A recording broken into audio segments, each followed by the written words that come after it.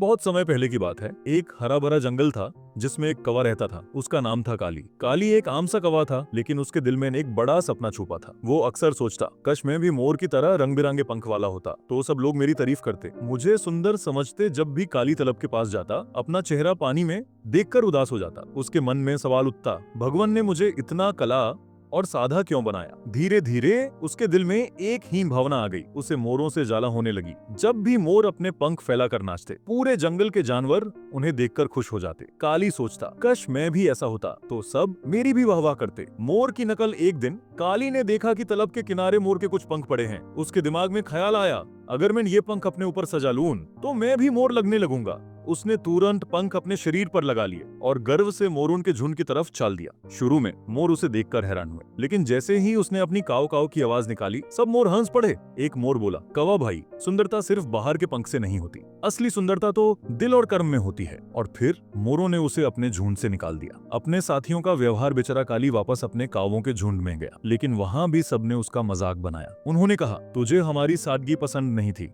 इसीलिए तू मोर बनने चला गया। अब जब उन्होंने तुझे निकाल दिया तो हमारे पास वापस क्यों आया है। काली को समझ आ गया कि उसने गलती की है। उसने अपनी असली पहचान को भूलकर दूसरों की नकल की थी। सीख की शुरुआत उदास होकर काली अकेला बैठा था। तभी उसने देखा कि एक पेड़ के टने पर मधुमक्खी का छत्ता है और उससे शहद टपक रहा है, लेकिन कोई जानवर उसे खाने की हिम्मत नहीं कर रहा था क्योंकि मधुमक्खियां काट लेती थी।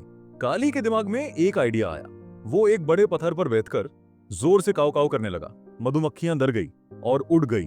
जितनी देर तक वो आवाज करता रहा, उतनी देर में एक खरगोश आया और शहद चाटने लगा। धीरे धीरे और जानवर भी आ गए। सब जानवर हैरान रह गए। उन्होंने कहा, वाह, कौवा ने तो कमाल कर दिया।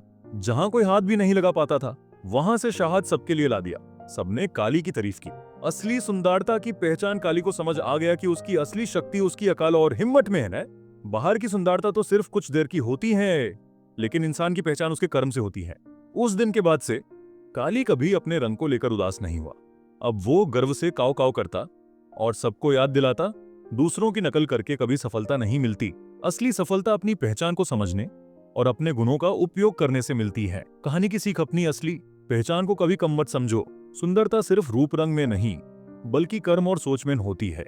नकल करके कभी जीत नहीं मिलती, असली जीत अपने गुणों को पहचान कर आती है। अगर आपको ये कहानी पसंद आई हो तो लाइक, शेयर और सब्सक्राइब जरूर कीजिए।